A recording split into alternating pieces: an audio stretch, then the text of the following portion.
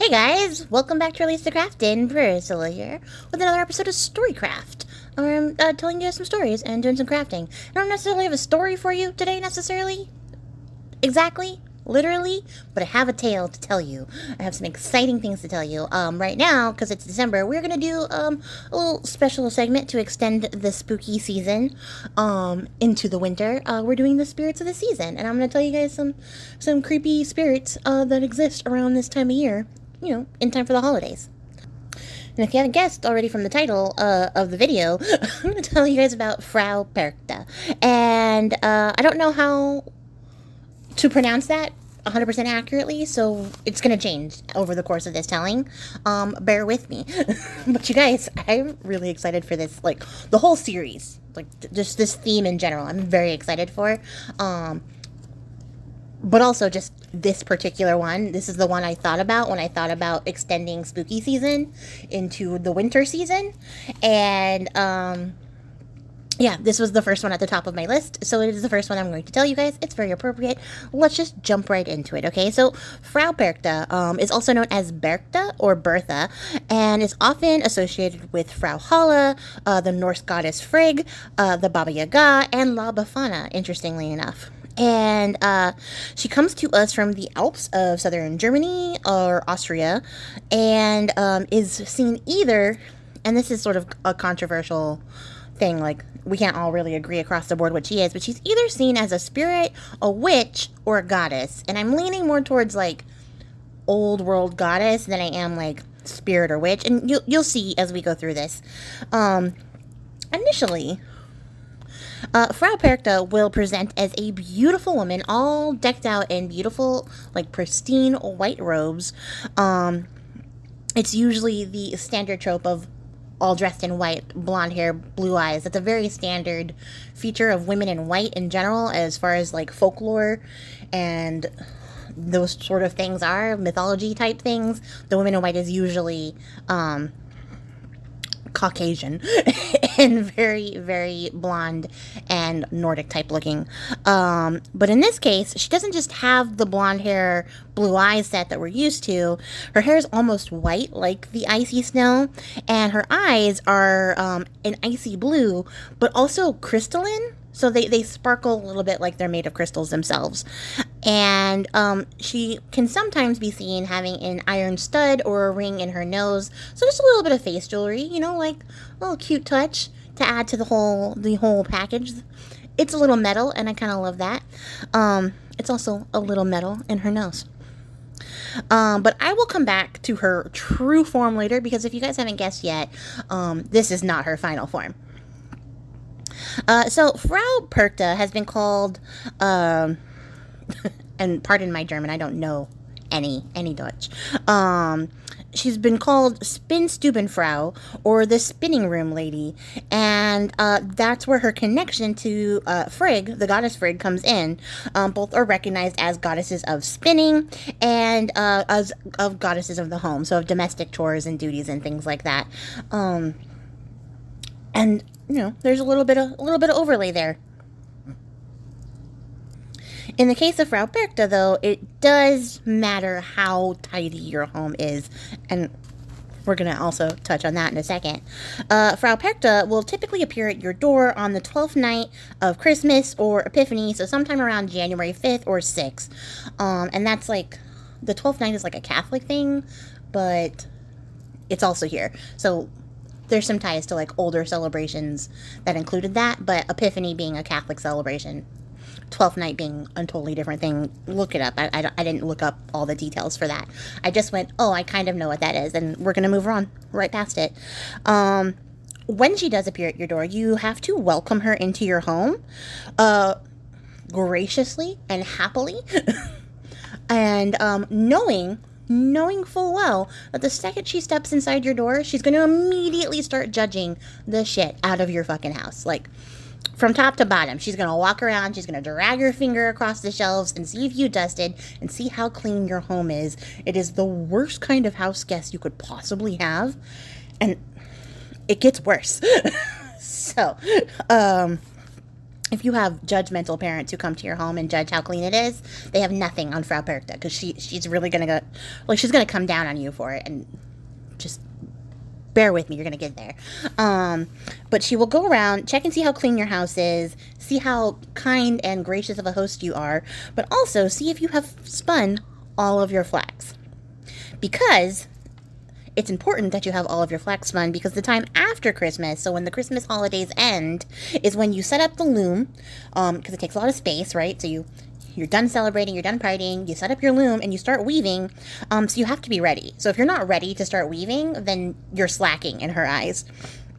Also, if you have children or are a child in the home, you have to be well-behaved and polite if Frau Perchta is there, and she will know if you've been a shit all year. She's kind of like Santa Claus, but scarier. Not that Santa wasn't already scary to begin with, if you really think about the concepts there, but more scary than Santa Claus. She will also join you for your holiday feast. So she comes over, she judges your shit, she looks at your kids, and she's like, I don't like that. I don't like what I see here. But then you have one last chance to sort of redeem yourself by presenting a huge holiday feast before her. But you have to serve her preferred dish. So she wants you to enjoy your holiday, but you have to serve her only a meager meal of fish and gruel. And that's it. So some sources say that, like, everyone has to eat fish and gruel. I've seen some, like, conflicting ideas there. So either everyone's eating fish and gruel, or only Frau Perchta gets fish and gruel while the rest of you guys enjoy your holiday. But she wants to see, like, you show out and be a good host. And a lot of this pressure falls onto the women of the household due to the time periods that we're talking about, which seems a little bit unfair, coming from a lady to a lady. But that's how she operates. So if you meet all of the criteria and you have impressed Frau Perchta with your tidiness, your cleanliness, and your punctuality in regards to your spinning and weaving, she will gift you usually some gold or silver coins. Usually she just sort of drops them in the hands of your children if you have children, or she leaves them about the house and then makes a swift exit. You never see her again until the next year, and everything is perfectly fine. It's great. You got a little bit of money, you had a judgy house guest. Oh well, everything's fine. On the reverse of that, though, if you fail at these tasks and do not redeem yourself over the course of the evening, she will leave the house. The beautiful lady will leave your home.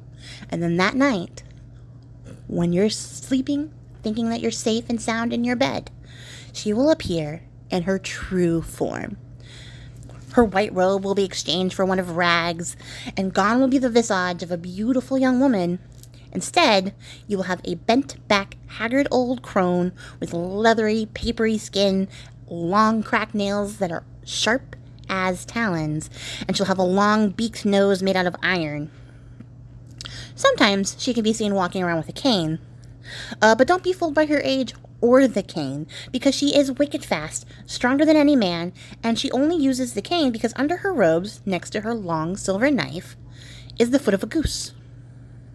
And everyone knows, geese are nature's terrorist. So that is the scariest part of this story. She's got a goose foot. This terrifying old lady, which, we can go back to how old women are demonized in mythology and lore, but that's a topic for another day. Leave your thoughts down below. But she is a scary old lady. And she might even be like a scary old ogress type lady. That's how scary her face is supposed to be.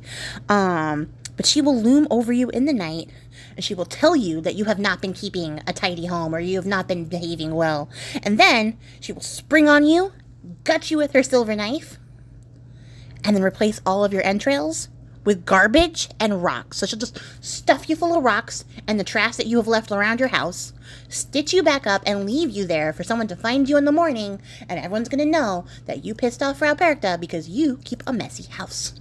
So, not only are you getting murdered in the process, but now everyone in the village will get to talk trash about you because your house was gross. Or you didn't finish your spinning. They're going to be like, that girl was so lazy. She had it coming, clearly, because Frau Perchta killed her. Sometimes Frau Perchta is accompanied by the Perchtin. The Perchtin are normally represented as hairy, goat-horned demon types that are almost the same in appearance as Krampus, who we'll get to in a different episode, don't worry. But they would join her on the 3 Thursdays before Christmas, on Knocking Night or Birkdale Night, and this occurred during the Wild Hunt. So they would help her chase the lost souls and unbaptized children's souls across the sky. They would also help her in her work, like rounding up the people who have offended her with their messy houses. Basically, the Perchta were just like her demon sidekicks as she, goes about terrorizing people for being gross slobs in their home. So during these 3 Thursdays before Christmas and during the 12 days of Christmas, the Perchta and Frau Perchta are basically just sort of terrorizing the land, roaming around. And the way that you know that they're close by is that you will hear the sounds of thunder and wind on the nights that they are passing by your home. A common tradition would be for men of the village to dress up as the Perchta themselves and enter into the houses in the village to scare away the spirits that were residing in there before the 12th night came, which is a fun activity that I feel like more people should do. But interestingly, the connection between Frau Perchta and the benevolent domestic deity of Frau Halla, who was also the goddess of winter, is expressed in their dual nature. So, Halla itself means bright, and it has connections to Epiphany, being the night that the stars shone over Bethlehem. So that's sort of where that connection to Epiphany via this goddess comes from. But Frau Halla, being the goddess of winter, is also the star of A Brothers Grimm's tale, where they tried to preserve sort of some of their folklore and their legacies in tale, and it's sort of a standard story about two stepsisters. One is good, one is lazy. So the one that's good does all the chores that Frau Halla asked her to do, which are basically like bringing in the winter, but it's like all metaphorical type tasks that bring in the winter. And then when she leaves and she's done her service for Frau Halla gives her with a bunch of gold. So when she gets home, her sister gets jealous, decides to go visit Frau Halla herself, and then when she gets presented with the chores and tasks to do, she's like, gross, ew, I'm too cute to do that. And Frau Halla's like, cool, bet. And here's where the duality comes in, because she then dumps a bunch of boiling hot pitch on her that sticks to her forever. So for the rest of her life, she has black pitch like all over her body, and she can't get it off, all because she was too lazy to do her chores. And that is exactly where that connection between Frau Halla and Frau Perchta comes in. So you can see the similarities there. So all of this terrifying thought play comes together to make up the package, the presentation, the goddess known as Frau Perchta, who's often seen as the female counterpart to Krampus, but I would agree that she's a little bit more terrifying because she guts you in the middle of the night, and that seems a little intense for having a messy house. Another name for Frau Perchta, interestingly, now we're just in the facts part, is the Belly Splitter, which I think is a great hardcore name. I would love that to be my nickname, not like in practice, but just for funsies. And she was sometimes known to be wearing a scary wooden mask that would cover her even scarier face. So she already had a terrifying mask, and then she was like, I gotta cover my scarier face with this scary mask. So she wore that, and then she would take it off when she was ready to gut you. So sometimes she would just show up as this old bent back lady with a mask on, and then would take it off when you had misbehaved. So she would scare you even more with her face. She was also known as Frau Fasta, which is the Lady of Ember Days, which is also a cool name. So she had a lot of really cool nicknames. And it's thought that the goose foot that was associated with her possibly having this goose foot in this cane situation, was a nod to the splayed foot that spinning women would get because they worked what's called a treadle or a treadle. I don't know how you say that. I think it's a treadle. But it was the pedal of the spinning wheel. And so after working the pedal of the spinning wheel for so long, they would have sort of a flatter, wider foot from working this machine for so long. And so they're thinking that might be the connection to her goose foot. Other than that, there's not really a connection to that, other than it's an indicator that she's a mystical, spiritual being. hence a goosefoot, because she might have been able to shapeshift too. So like she couldn't completely shapeshift away from her magical beingness. And yeah, that is everything I have for you guys on Frau Perchta. Let me know if you have any tales of this particular spirit of the season. If you ever heard of her before, I saw her first on Sabrina the Teenage Witch, and she's just been living rent free in my brain ever since. And another one of the spirits I'm going to bring to you guys also I saw on Sabrina, and the Netflix one, not the Melissa Joan Hart one. So I'm going to talk about that too, because there's, a lot of interesting things there. There's also a creepypasta about Frau Perchta that I remembered really well, distinctly.